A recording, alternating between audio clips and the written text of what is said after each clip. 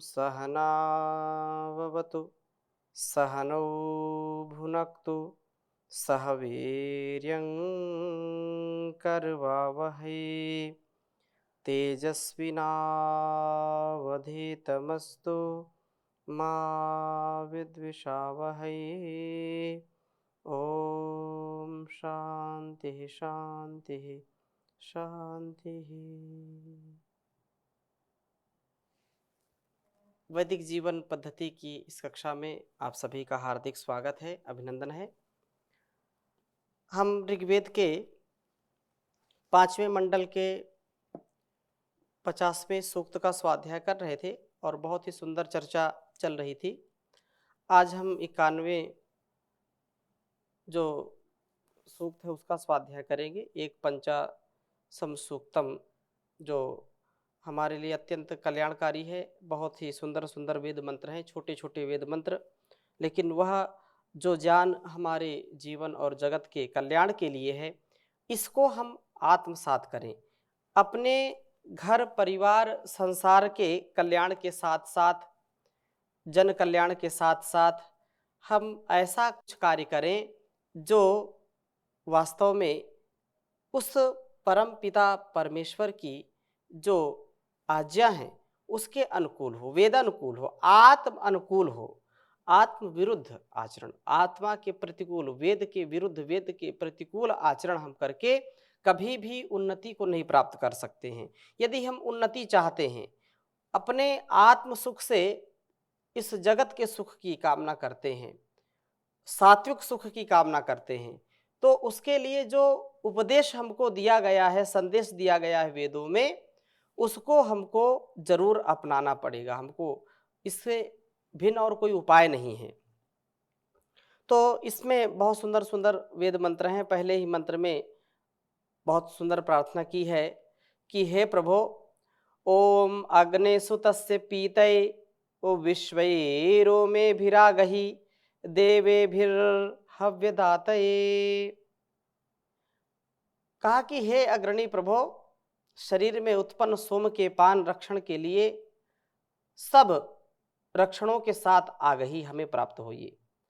आप ही हमें वासनाओं से बचाएंगे और तब ही सोम का शरीर में रक्षण होगा। दिव्य गुणों के हेतु से आप हमारे लिए सब हव्य पदार्थ को देने वाले हैं। हे हव्य पदार्थ देने वाले प्रभु, आप हमारे जीवन में दिव्यता का वर्धन करें।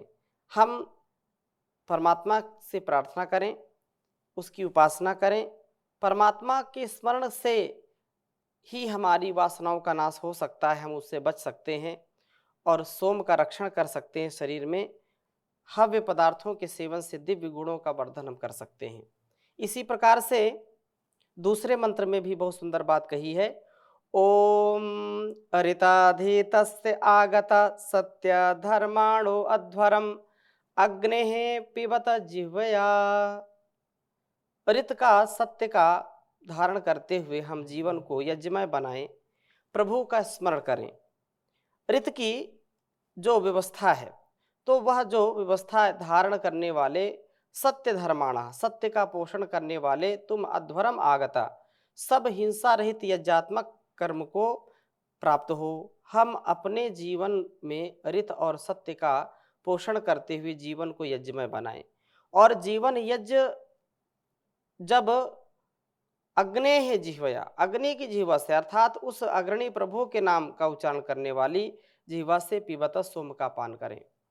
प्रभु का स्मरण करना, उसके नाम का सुमिरन करना, जप करना, और भाव के साथ जब जप करते हैं, उसका नाम लेते हैं, तो ऐसे दिव्य भाव हमारे अंदर आते हैं जिससे हम वासनाओं को छिन्न भिन्न कर पाते हैं। उनको, वासनाओं से हम दबते नहीं, वासनाओं से आक्रांत नहीं होते, अपितु वासनाओं को ही हम नष्ट कर देते हैं। यह वासनाओं का आक्रमण हमें सोम का पान करने के योग्य बनाएगा। यह जो अनाक्रमण है, जो वासनाओं का अनाक्रमण, अर्थात वो हमारे ऊपर जब आक्रमण नहीं कर पाएंगे, वासनाएं हमारे अस्तित्व को दबोच नहीं पाएंगी, उस पर अधिकार नहीं कर पाएंगी, तो यह निसंदेह सोम का पान करने वाला व्यक्तित्व बनेगा, ऐसा साधक बनेगा।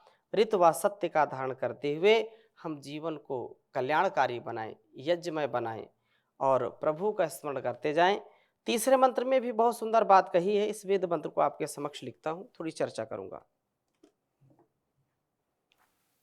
ओम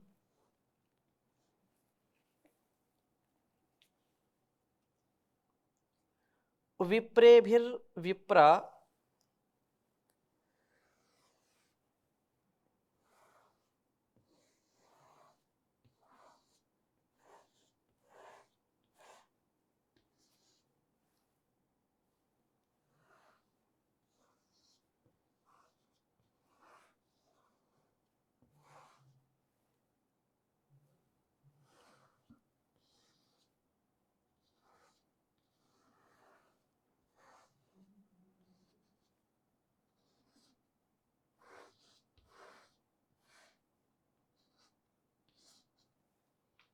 विप्रेभिर्विप्र संत्य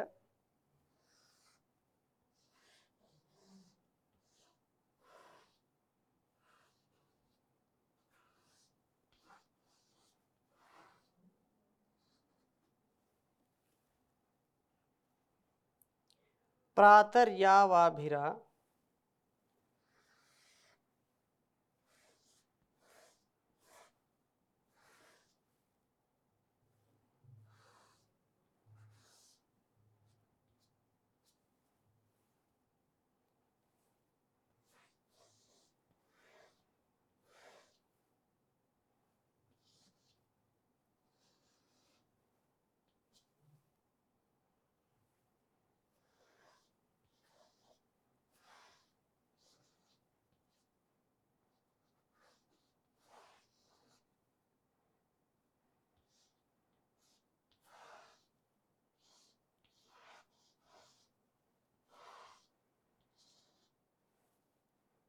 प्रातर्यावाभिरा गहि।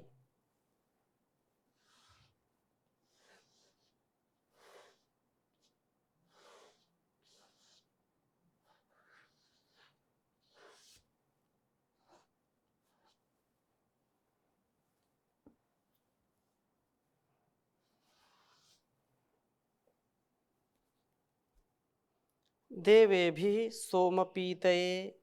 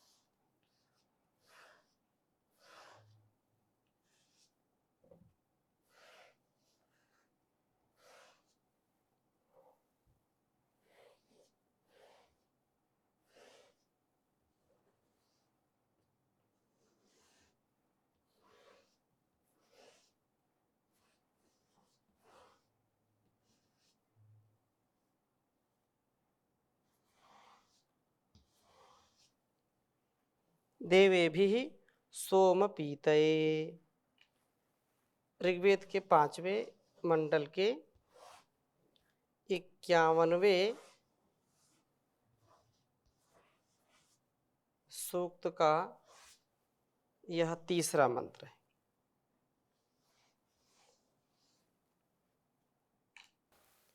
ओम विप्रेभिर्विप्रसन्त्या प्रातर्यावाभिरागहि देवेभिः सोमपीतये। ओम विप्रेभिर्विप्रसन्त्या प्रातर्यावाभिरागहि देवेभिः सोमपीतये। प्रभु कहते हैं कि हे विप्र, जैसे ऊपर प्रार्थना की थी कि हे प्रभु, हम आपको स्मरण करते हैं, आप हमको वासनाओं से बचाइए, हमारे इस जीवन का कल्याण करिए, सोम का हम पान करने वाले बने, हव्य पदार्थों का सेवन करने वाले बने, दिव्य गुणों से युक्त बने, ऐसा सामर्थ्य दीजिए प्रभु। हम अपने जीवन को यज्ञमय बनाएं और ऋत सत्य को धारण करने वाले बने। तो ये दोनों मंत्रों में, ऊपर के मंत्रों में प्रार्थना की थी, और यहाँ तीसरे मंत्र में ये बात कही है। प्रभु कहते हैं कि हे विप्र, अपना विशेष रूप से पूर्ण करने वाले, विप्र अर्थात जो अपना विशेष रूप से पारण पूर्ण करता है, अपने पुष्टि करता है और संतुष्टि पूर्वक जीवन व्यतीत करता है। तो कहा कि संत्य संभजन में उत्तम पुरुष, तो प्रातः यावभिः, प्रातः काल से ही कर्तव्य कर्मों में गति वाले विप्रे भी, जानी अपना पूर्ण करने वाले, देवे भी, देव वृत्ति वाले पुरुषों के साथ सोम पीतये, सोम के रक्षण के लिए आग ही हमारे समीप आने वाला हो। अर्थात जो व्यक्ति अपने तन मन का, इस पूरे अस्तित्व का कल्याण चाहता है, तो यह बात कही कि वह प्रभात में, प्रातः यावभिः, प्रभात में उठ करके अपने कर्तव्य का पालन करते हुए दिन का शुभारंभ करे। जो व्यक्ति रात्रि में देर से सोते हैं और सूर्य उदय के बाद भी सोते रहते हैं, 8 बजे 9 बजे तक सोते रहते हैं, 10 बजे तक सोते रहते हैं, ऐसे व्यक्ति कभी भी उन्नति को नहीं प्राप्त कर सकते। स्वास्थ्य की दृष्टि से भी उनका तन मन जीर्ण शीर्ण होता रहेगा, वो कमजोर होते रहेंगे, शरीर से भी मन से भी, मनोबल भी उनका गिरा रहेगा और शरीर भी उनका निरोगी नहीं रह सकता है। निरोगी रहने के लिए, मनोबल बढ़ाने के लिए, सदा सर्वदा संतुष्ट रहते हुए, प्रसन्नता पूर्वक जीवन को जीते हुए यदि हम रहना चाहते हैं इस संसार में, तो उसके लिए हमारे ऋषियों ने जो विधान किया है, प्रभात में उठना। जो प्रभात में जल्दी उठते हैं वे पूरा दिन पूरे उत्साह से लबालब भरे रहते हैं, उत्साह से युक्त होता है उनका जीवन। और जो देर से सोते हैं, देर से जागते हैं, वो दिन भर आलसी बने रहते हैं, दिन भर उनका शरीर किसी न किसी व्याधि आदि से पीड़ित रहता है, मानसिक रोग रहेगा या तो शारीरिक रोग रहेगा। जो सुबह उठ करके अपने ध्यान, प्राणायाम, संध्या हवन और जो कार्य हैं, सेवा के कर्तव्य कर्म हैं, उनको जो कर लेता है नित्य प्रति, वह रोगी भी नहीं होगा, शरीर से मन से पूर्ण रूप से स्वस्थ होगा। इसलिए कहा कि तुम सोम का पान करने वाले बनो और आग ही मेरे सन्निधि में आने वाले बनो। अर्थात उस प्रभु का यह आश्वासन है कि जो सोम पान करेगा, जो नियम पूर्वक, संयम पूर्वक अपने जीवन को चलाएगा, वही व्यक्ति सुख आनंद पाएगा। और जो विपरीत स्थिति में रहेगा तो भोगे रोग भयम, जहाँ भोग है वहाँ रोग है, यत्र भोगाः तत्र रोगाः, रोग के बिना बच नहीं सकता भोगी व्यक्ति। इसलिए योग में जीवन जी करके, सोम का रक्षण करके हम अपने जीवन को, अपने शरीर को, मन को पुष्ट करें, इसको दुरुस्त करें, अच्छा बनाएं। और कहा हमारे में न्यूनताओं को दूर करने की भावना हो, हमारे अंदर न्यूनता, जो त्रुटियां हैं, जो गलतियां हैं, उनको हम दूर करने का प्रयत्न करें।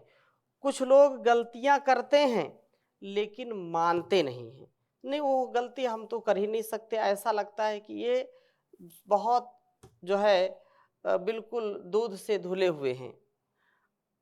अविद्यामंतरे वर्तमाना स्वयं धीरा पंडितम मन्यमाना, दंद्रम्यमाणा पर्यन्ति मूढ़ा, अंधे नैव नियमाना यथांधा। कठोपनिषद में बहुत सुंदर बात कही कि अविद्यायाम अंतरे वर्तमाना स्वयं धीरा पंडितम मन्यमाना।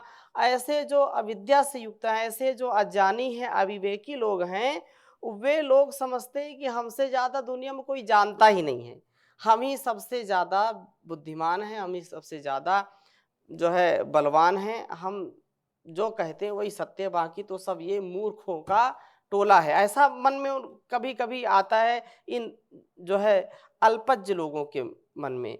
तो स्वयं अविद्या से युक्त हैं, लेकिन दूसरों को समझते हैं कि ये अविद्या से युक्त है, हम तो विद्या से युक्त हैं। अविद्यायाम अंतरे वर्तमाना स्वयं धीरा पंडितम मन्यमाना। स्वयं को धीर वीर गंभीर और बड़े पंडित मानते हैं, दूसरों को मूर्ख समझते हैं। दंद्रम्यमाणा पर्यन्ति मूढ़ा, अंधे नैव नियमाना यथांधा। बिल्कुल वो इस संसार सागर में डूबते हैं, लेकिन दूसरों को बचाने का प्रयास करते हैं। स्वयं कूप में डूब रहे हैं और दूसरों को रास्ता बता रहे हैं कि इधर कुआं नहीं, आप उधर जाओ, इधर कुआं है, ऐसे। तो ये जो स्थिति है वो ठीक नहीं है। हम अपने जीवन और जगत के कल्याण के लिए कटिबद्ध हों और सत्य तथ्य के साथ जीवन को जीने वाले बने।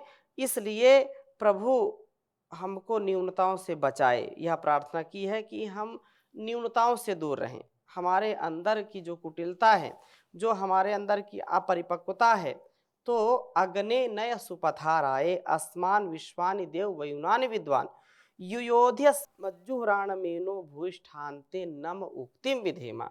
हे परम पिता परमेश्वर, आप हमको सुपथ से ले चलो, जो अग्निपथ है, जो कल्याण का पथ है, जिसमें पवित्रता है, जो धर्म का मार्ग है, जो सच्चाई का मार्ग है, जो सदाचार सदव्यवहार और परोपकार का मार्ग है, उस मार्ग से ले चलो, क्योंकि आप हमारे संपूर्ण दुर्गुण दुर्व्यसन को जानते हो। हे प्रभु, आपकी ही स्तुति प्रार्थना उपासना हम करके जीवन को श्रेष्ठ बना पाएं। युयोधि युयोधि अस्मत् मज्जुहुराण मेनो भूष्ठान्ते न मुक्तिम। मेरे अंदर के सभी जो दुर्बलताएं हैं, मेरे अंदर की जो कुटिलताएं हैं, मेरे अंदर के जो पाप हैं, आप सब उनको जानते हैं प्रभु। युयोधि, उनको हटा दीजिए, मेरे से उनको दूर कर दीजिए, मेरे अंदर की न्यूनताओं को, संकीर्णताओं को, अपवित्रताओं को दूर कर दीजिए प्रभु। मुझको पवित्र बनाइए, इन पापों से दूर कर दीजिए। और ऐसा जब भाव रहेगा, ऐसी तड़फ रहेगी, ऐसा जब मन आ जाएगा कि नहीं, मुझको पवित्र जीवन जीना है, भक्ति के साथ जीना है, भक्ति में ही शक्ति है, तो फिर व्यक्ति उनसे दूर होता है और कुत्सित भावनाओं से ऊपर उठ करके वह सजग सावधान होकर के सुंदरतम जीवन व्यतीत कर पाता है। इसी प्रकार से कहा कि प्रभु भक्ति की ओर हमारा झुकाव हो, हम प्रभु की भक्ति के लिए अपने मन में ऐसा भाव रखें कि मैं एक सच्चा भक्त बनूं, मैं एक सच्चा भक्त हूँ, मैं उस परम पिता परमेश्वर की संतान हूँ, वो मेरा सबसे बड़ा जो संसार गुरुओं का भी गुरु है, ऐसा वह परम पिता परमेश्वर है। तथा क्रियाशील ज्ञानी पुरुषों के साथ हमारा संग होना चाहिए। हम ऐसे लोगों के संग में रहें जिससे हमारी दुर्गति ना हो, क्योंकि संग जैसा संग वैसा रंग, जैसी संगत वैसी रंगत, सब जानते हैं। तो संगत ऐसी हो, सात्विक संगत हो। संगत से ही व्यक्ति का व्यक्तित्व बदल जाता है, कृतित्व बदल जाता है। संगति से अच्छे अच्छे मूर्ख भी सुधर जाते हैं। तुलसीदास जी ने बहुत सुंदर कहा है, सठ सुधरहि सत संगत पाई, पारस परत को धात सुहाई, सत संगत मुद मंगल मूला, सोई फल सब साधन फूला, बिन सत्संग विवेक न होई, ईश कृपा बिन सुलभ न सोई। तो सत्संग से विवेक की प्राप्ति है, विवेक से वैराग्य की प्राप्ति है, और वैराग्य से विवेक से युक्त जो व्यक्ति हो जाता है उसका जीवन अत्यंत महनीय हो जाता है। इसलिए सत्संगति और विमल मति से, जो सत्संग है, जो विमल मति है, वह पत्थर मन भी कुंदन बन जाता है। वह जो लोग कहते हैं कि जीवन भटकाव में चला जाता है, अटकाव में चला जाता है, भोग भावनाओं में बह जाता है, तो ऐसा नहीं होता। जो ज्ञानी होंगे, जो उस प्रभु के भक्त होंगे, वे कभी भी भटकते नहीं हैं। इसलिए कहा कि हम सोम के रक्षण के लिए कटिबद्ध हों, विप्र बने, संत बने तथा देवों के संग वाले बने, देवताओं की सुमतौ श्याम, सुमतौ श्याम हम देवों की संगति वाले बने। और इस प्रकार से इंद्राय वायवे विप्रहा, ये चौथे मंत्र में भी बहुत सुंदर बात कही। ओम अयम सोमश्चमु सुतो मत्रे परिशिष्यते प्रिय इंद्राय वायवे। कहा कि यह सोम जो वीर है, जो द्यावा पृथ्वी के मस्तिष्क व शरीर के रक्षण के निमित्त उत्पन्न किया है, अर्थात जो हमारा अन्न है और उसका जो अंतिम भाग बनता है, उस अन्न से वह वीर तेज ओज के रूप में जो परिवर्तित होता है, वही जीवन की रक्षा करने वाला है, वही हमारे मस्तिष्क को प्रदीप्त करने वाला है। इसलिए उसका रक्षण करें। यह अमत्रे, इस शरीर रूपी पात्र में ही परिशिच्यते, चारों ओर सिक्त किया गया जाता है। ऊर्ध्व रेता बनने के लिए, ऊर्ध्वरोहण हो हमारी शक्ति का, तो उसके लिए प्राणायाम, उसके लिए योग, ध्यान, आसन, जो भी विधियां बताई गई हैं उनका हम पालन करें, शरीर में इसको सुरक्षित रखें। और यह शरीर में सुरक्षित हुआ हुआ वीर्य, यह सोम शरीर को शक्तिशाली व मस्तिष्क को दीप्त बनाता है। यह सोम इंद्राय जितेंद्रिय पुरुष के लिए तथा वायवे गतिशील पुरुष के लिए प्रिय, प्रीति जनक हो। जितेंद्रियता व गतिशीलता ही सोम का साधन बनती है। सुरक्षित सोम प्रीति को पैदा करता है। जहाँ पर सुरक्षित सोम है, जहाँ पर इंद्रियों का नियंत्रण है और जो है हर हाल में अपने आप को संयमित रखते हैं, तो ब्रह्मचर्य प्रतिष्ठायाम वीर लाभा जो कहा है ऋषि ने, तो उससे वीरता, धीरता, गंभीरता और साहस हमको मिलता है। तो सोम का रक्षण हम करें। कहा इंद्राय जितेंद्रिय पुरुष के लिए तथा वायव्य गतिशील पुरुष के लिए। जितेंद्रियता व गतिशीलता दोनों ही सोम रक्षण में सहायक हैं। सुरक्षित सोम प्रीति को पैदा करता है। और इस प्रकार से हम जितना हो सके कल्याण के मार्ग पर आगे बढ़ते जाएं। तो इन्हीं शुभ भावों के साथ आज की कक्षा को यहीं पर विराम देंगे। आगे और चर्चा करेंगे अगली कक्षा में। ओम शांति शांति शांति।